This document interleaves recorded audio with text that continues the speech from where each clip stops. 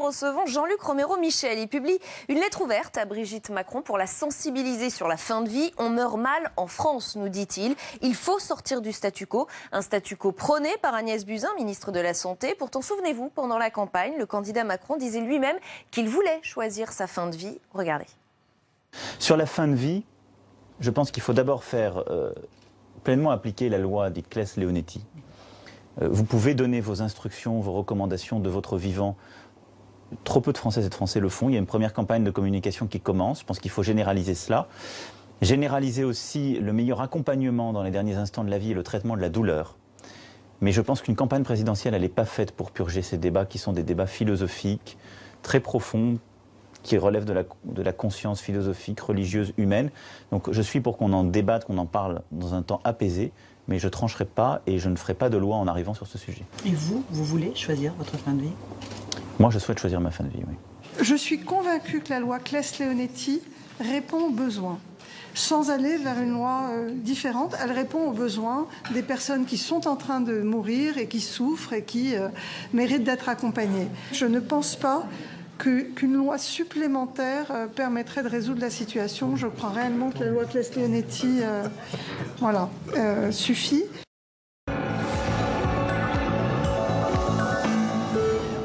Et on va aller plus loin dans l'entretien du jour. Ce soir, nous recevons Jean-Luc Romero-Michel. Bonsoir. Bonsoir. Merci d'avoir accepté notre invitation. Conseiller régional d'Île-de-France, maire adjoint du 12e arrondissement de Paris et donc président de l'Association pour le droit de mourir dans la dignité. Vous publiez cette lettre ouverte à Brigitte Macron. Avant de revenir sur le fond, je voudrais savoir si elle vous a répondu, Brigitte Macron. Elle m'a toujours pas. Elle m'a pas répondu, mais je me suis adressé à elle parce que. Beaucoup de gens me le disaient. Je fais des réunions d'ADMD quasiment toutes les semaines depuis des mois et les gens me disaient mais pourquoi vous n'en parlez pas à Brigitte, comme ils sont souvent déçus par un certain nombre de responsables politiques qui n'entendent pas. Et puis aussi elle a un statut. Et dans son statut, elle a les relations avec la société civile et notamment dans le domaine de la santé, des plus vulnérables, dont ça entrait dedans.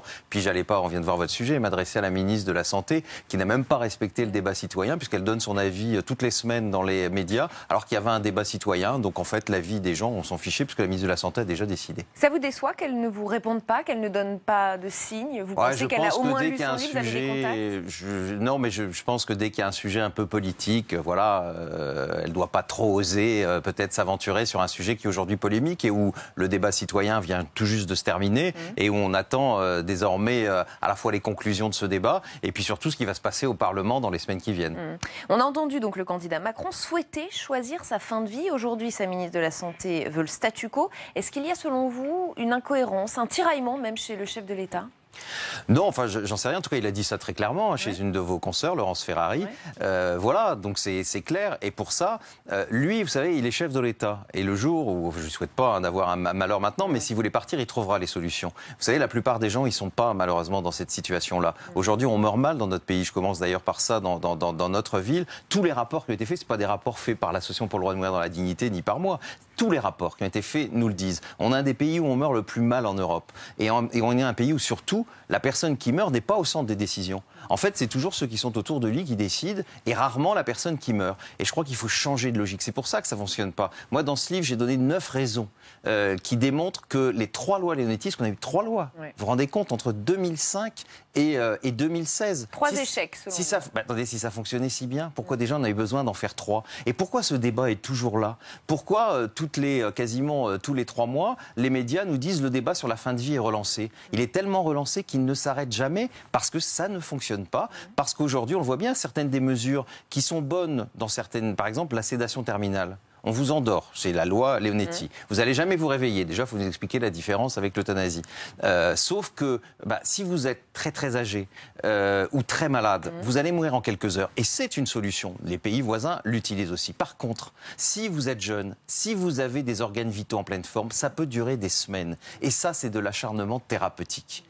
Parce qu'il y a des signes cliniques que je définis d'ailleurs dans ce livre. Et on préfère continuer dans cette hypocrisie où on vous endort, vous n'allez jamais vous réveiller. La seule chose, c'est qu'on ne sait pas à quelle heure vous allez mourir. Tandis que ce que nous souhaitons, c'est qu'il y ait cette possibilité-là pour les gens très très malades, mais que les autres puissent choisir de partir en quelques minutes entourés des heures, parce que rien n'explique ces semaines où on vous laisse mourir sans vous nourrir.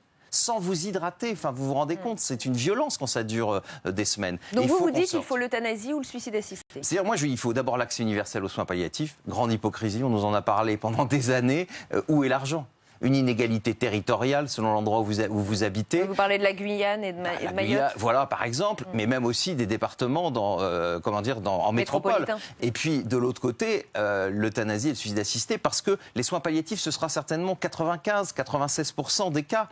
Mais il y a 3, 4, 5% des cas de gens qui ont des douleurs qu'on ne peut pas soulager, de gens qui ne veulent pas une sédation terminale parce que ça ne fonctionne pas quand on est en trop bonne forme.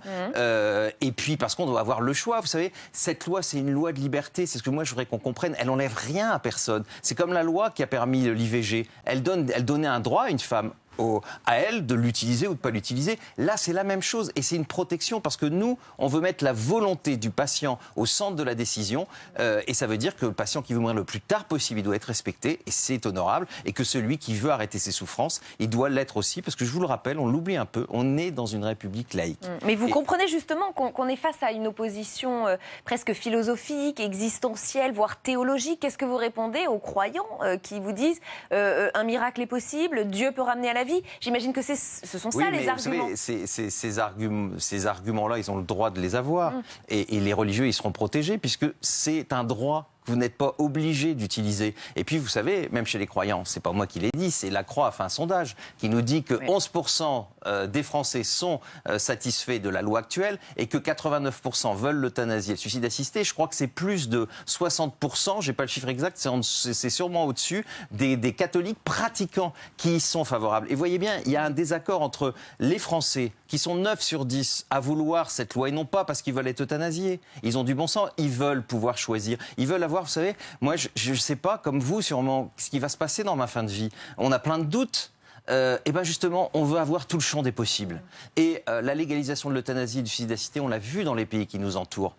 Et bien au contraire, c'est ces pays où on meurt le mieux, où on meurt le plus serein, parce que même ces lois qui sont utilisées par très peu de gens au final, mais elles rassurent l'ensemble de la population, parce qu'ils savent que si leurs souffrances vont être insupportables, ils peuvent dire stop et partir entourés de l'amour des leurs. Alors qu'est-ce qui bloque selon vous au plus haut niveau de l'État? Vous dites, effectivement, seuls 11% des Français prônent le statu quo défendu par tant d'élus, dont étonnamment la ministre de la Santé Agnès Buzyn. Ça veut dire qu'il y a un fossé entre la volonté des élus et la volonté des Français?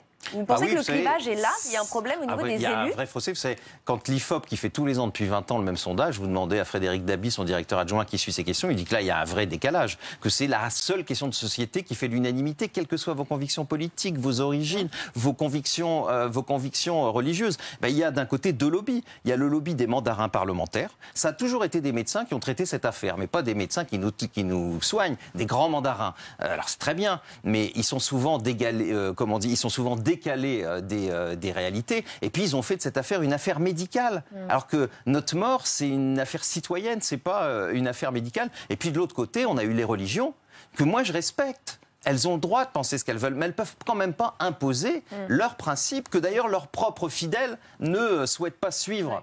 D'ailleurs, dans les religions, rien ne vous oblige à mourir dans la souffrance quand même. Et donc on a le droit de choisir aussi notre mort, mais il y a un grand décalage, oui, entre les responsables religieux, politiques et les Français. Et quand vous parlez des médecins, vous remettez en question la légitimité de Jean Leonetti, qui est le principal auteur des textes. Vous écrivez, je le dis rapidement, il s'est battu contre les progrès sociétaux des dernières années, comme la création d'un statut de beaux-parents, le mariage pour tous, la PMA ouverte aux femmes célibataires, un homme qui est allé jusqu'à proposer de criminaliser les personnes coupables d'avoir commis une GPA à l'étranger. Le problème vient de là aussi?